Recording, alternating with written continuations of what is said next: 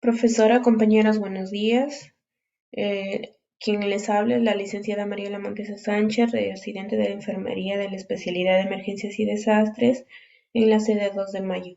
El día de hoy tengo el agrado de presentar el caso clínico relacionado a la hemorragia digestiva alta.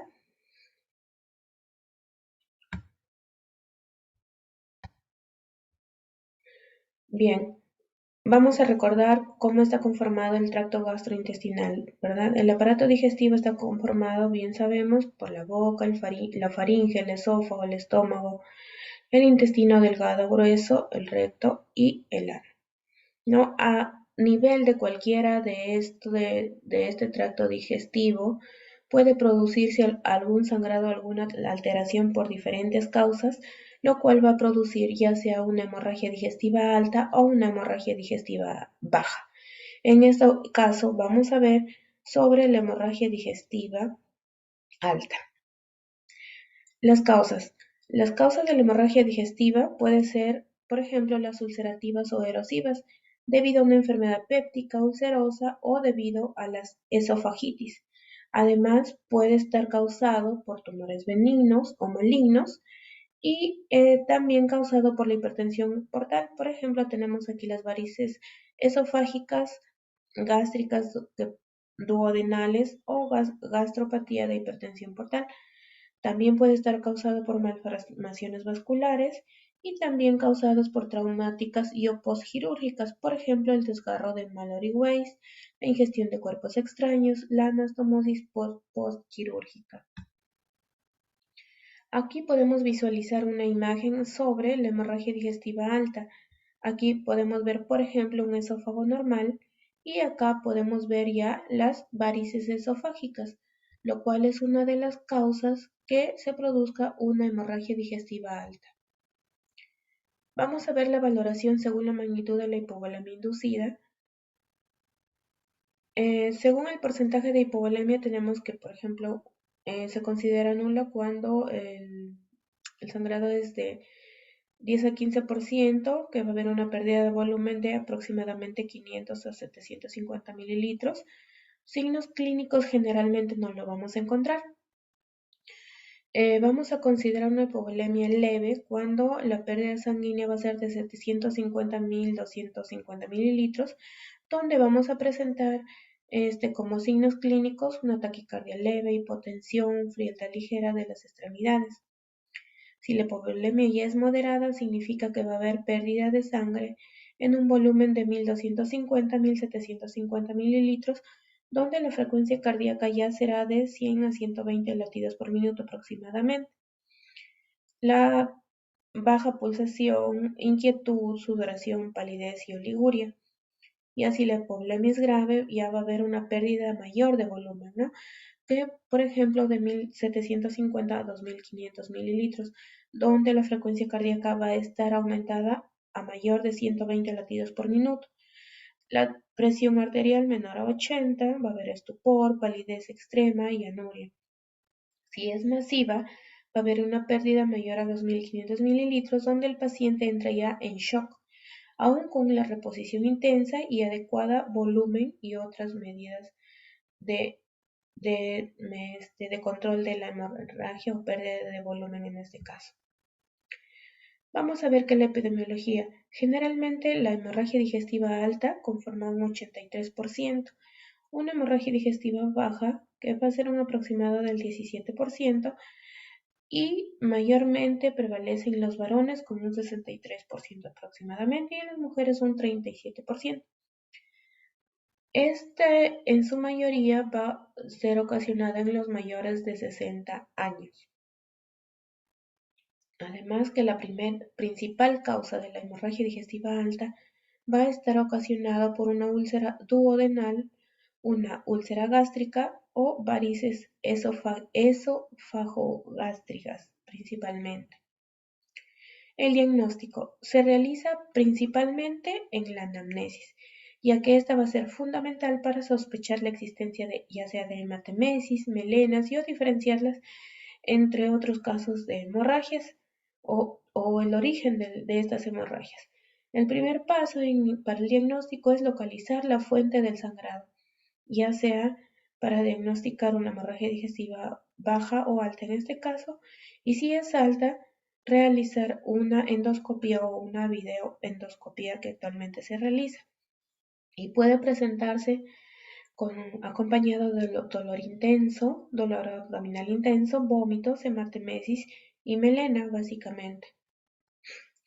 Podemos observar aquí que la endoscopia que se puede realizar a nivel superior o a nivel inferior. Bien sabemos que el tema de hoy es hemorragia digestiva alta, entonces la endoscopia que se realizará va a ser superior. El tratamiento. De acuerdo a los datos del laboratorio, va a haber un recuento de hematíes, hemoglobina, hematocrito. Los pacientes con grandes pérdidas, en este caso, reciben transfusión de sangre. Una vez que este paciente está estabilizado, se debe administrar el tratamiento farmacológico específico. En este caso, por ejemplo, tenemos al omeprazol en dosis inicial de 80 miligramos endovenoso está, y luego ya, según la prescripción, que puede ser los 40 miligramos cada 12 horas. Y el tratamiento endoscópico, que significa la cauterización en la zona de sangrado. De no controlarse el sangrado con el tratamiento endoscópico, ya se realizará la cirugía de resección. Podemos observar aquí en esta primera imagen la cauterización de la úlcera gástrica por un tratamiento endoscópico, como podemos visualizar, ¿no? Mientras que la cirugía de resección significa que acá vemos en el estómago una úlcera sangrante donde se va a reseccionar, ¿no? Se va a reseccionar, se va a extirpar, digamos así. Luego se va a producir una unión del estómago con el duodeno mediante una sutura. Eso es ya una cirugía de resección. Bien, ahora vamos a presentar el caso clínico, ¿no? Que tenemos a un paciente de 54 años de edad, de sexo masculino, acude al servicio de emergencia acompañado de un familiar, pasa por triaje, quien deriva a la unidad de shock trauma con un diagnóstico, con un CIE-10 de K29.2, es decir, una hemorragia digestiva a determinar. Refiere que presenta malestar general, cefalea, debilidad generalizada, fatiga, pero que tiene dudas si presenta hematemesis o melena, además que no especifica la cantidad y la clínica se exacerba el día anterior. Antecedentes. Él tiene como antecedente el alcoholismo crónico, refiere de que de los 18 a los 40 años, él se embriagaba, ¿no? Tomaba en exceso, ¿no? O bebía en exceso. El estado basal es un paciente independiente, niega antecedentes médicos o quirúrgicos y niega también reacción alérgica a medicamentos. Al examen físico, él presenta una presión arterial de 95/53 milímetros de mercurio con una presión arterial media de 67. Una frecuencia cardíaca de 105 latidos por minuto, una frecuencia respiratoria de 21 por minuto, una saturación de oxígeno al 82% con una FiO2 al 21%, además con una escala de Glasgow de 12 puntos. Se le toma un hemoglucotest obteniendo como 33 miligramos por decilitro. El estado general, aparente mal estado general, se observa diaforético, pálido. El estado neurológico, pupilas isocóricas, fotorreactivas, moviliza las 4 extremidades, no se observa signos meningios, tampoco focalización. El aparato cardiovascular, se percibe ruidos cardíacos taquicárdicos, no soplos. El respiratorio, murmullo vesicular pasa bien en ambos campos pulmonares, y el abdomen es globuloso, además que se encuentra distendido. Al tacto rectal se observan restos de heces negruzcas. El diagnóstico médico es, en un inicio, descartar una hemorragia digestiva alta activa ocasionada por varices ulcerosas o varices esofágicas, hipoglicemia, y shock hipovolémico determinado por el diagnóstico 1, en este caso por la hemorragia digestiva alta, es decir, por la pérdida de sangre. Las indicaciones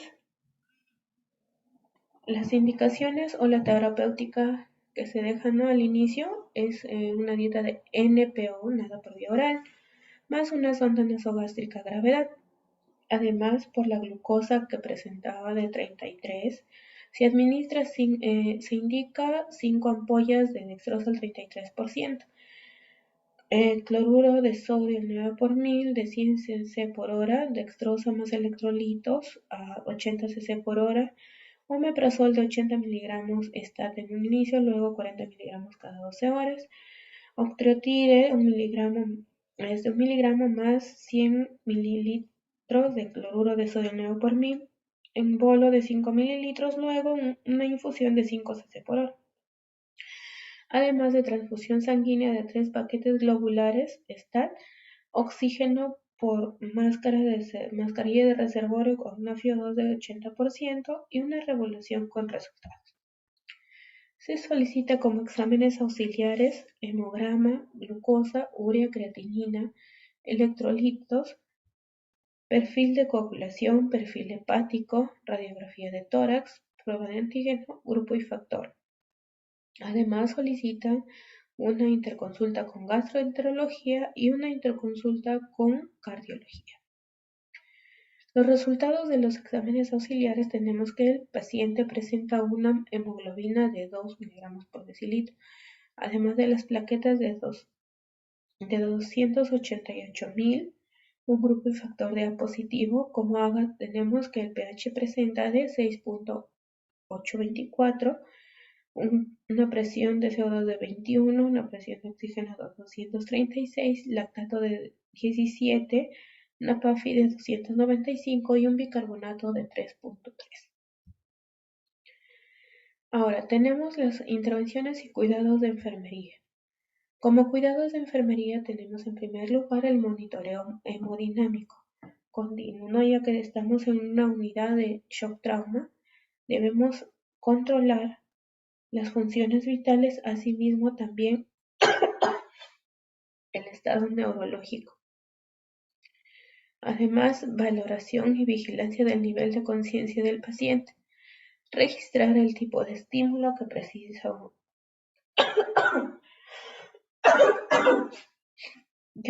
un paciente para obtener de él una respuesta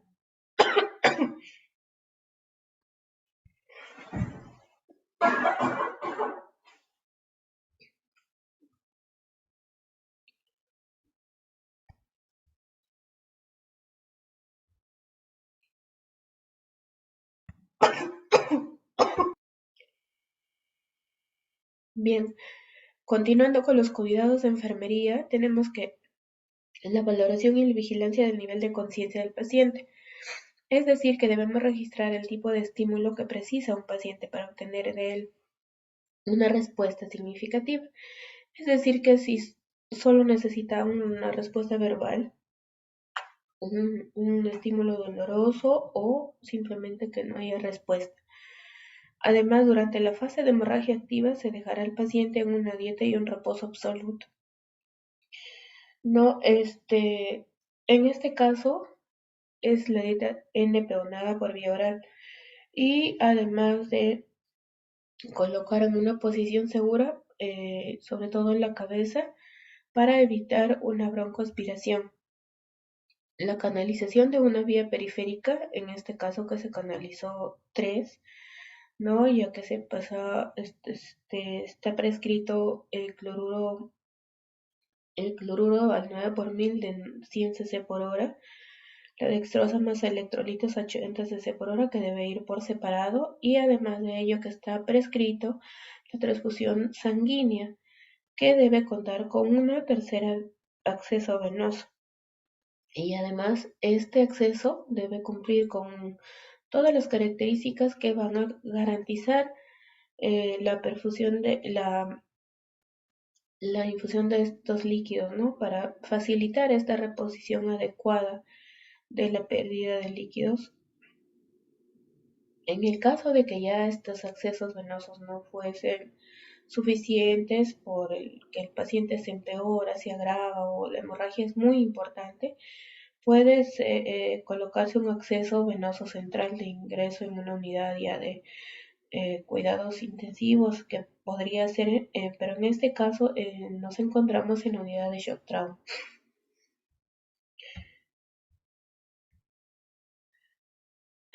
Aquí también se puede aprovechar la realización de las pruebas complementarias que aporten una mayor información sobre el estado del paciente. Entre ellas tenemos la toma de un electrocardiograma, una radiografía de tórax y abdomen, además de la analítica de sangre completa, una bioquímica, coagulación, hemograma, y se aprovechará también para extraer pruebas cruzadas, reservándose concentrados de Matías por si fuese necesario utilizarlo durante la estancia, ¿no?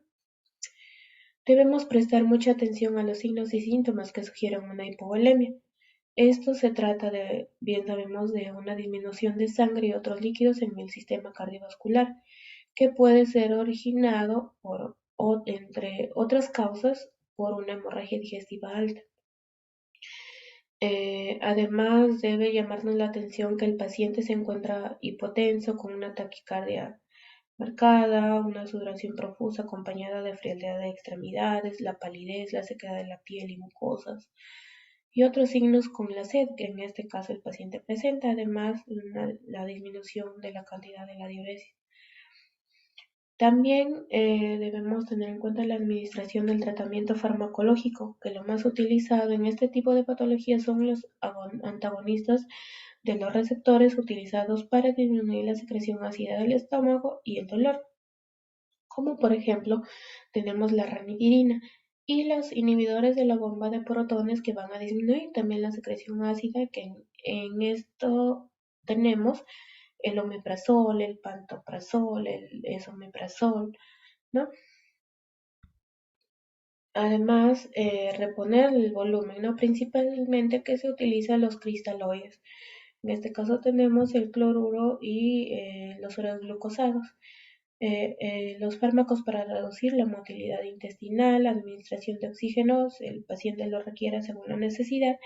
En este caso, el paciente lo requiere, ¿no? Ya que está con una máscara de reservorio a una FIO de 80%. Un balance hídrico estricto, es decir, que vamos a controlar tanto el ingreso como el egreso de volumen.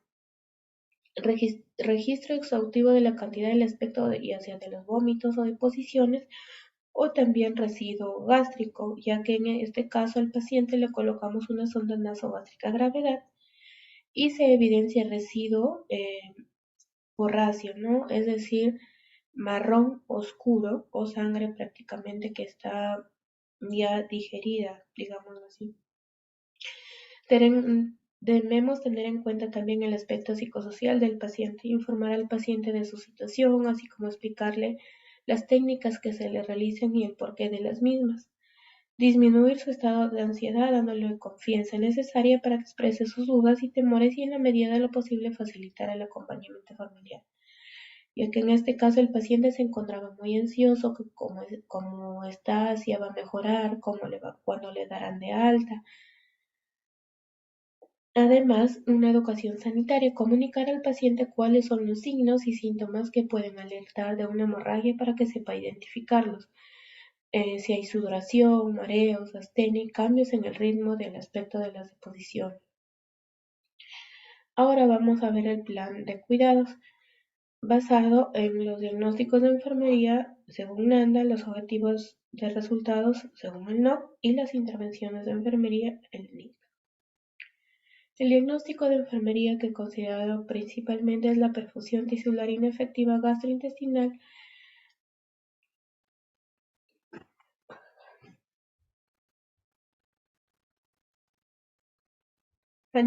manifestado por el vómito de sangre relacionado con la hemorragia digestiva. Lo que queremos es mantener una salud fisiológica y además mantener líquidos y electrolitos estables en nuestro paciente. Como intervenciones tenemos la monitorización de signos vitales, el control de fármacos, control respiratorio, control de perfusión tisular, el control de las hemorragias, cuidados cardíacos, la reposición de líquidos y la terapia intravenosa. Como actividades tenemos el control de la presión arterial, frecuencia cardíaca, frecuencia respiratoria, la temperatura, la saturación de oxígeno y además también la escala de Glasgow. Apertura de los accesos venosos periféricos, administración de la medicación, oxigenoterapia, optimizar la circulación sanguínea y los líquidos a los tejidos. Como evaluación tenemos que se administró el oxígeno por mascarilla de reservorio en un flujo de 80%. Se administró 5 ampollas de dextrosa al 33.3%, ya que nuestro paciente se encontraba con hipoglicemia al momento del ingreso. Y al término del turno, el paciente queda ya con 102 de glucosa y recordemos que también está con una infusión de dextrosa más electrolitos. Se canalizó los accesos venosos periféricos, que en este caso fueron 3. Se colocó la sonda nasogástrica a gravedad, se colocó también la sonda Foley para el control estricto de la diuresis. Se administró el endovenoso prescrito, se administran los líquidos intravenosos, además se administró el tratamiento farmacológico y se transfunden los 3 paquetes globulares. El paciente se queda ya también con su interconsulta efectiva de gastroenterología, lo cual ya confirma la hemorragia digestiva alta activa, y se queda para una videoendoscopía alta luego de que se transfundan los paquetes globulares y se obtenga una hemoglobina por lo menos mayor a 7 para que se pueda realizar dicho procedimiento. Además, también se queda con la evaluación de interconsulta por cardiología, ya que este paciente presentaba una arritmia que probablemente es por la hemoglobina baja, como se refería, ¿no? Entonces, quedó a determinar el motivo de esta arritmia por la evaluación de cardiología. Muchas gracias. Es el caso clínico presentado sobre hemorragia digestiva alta.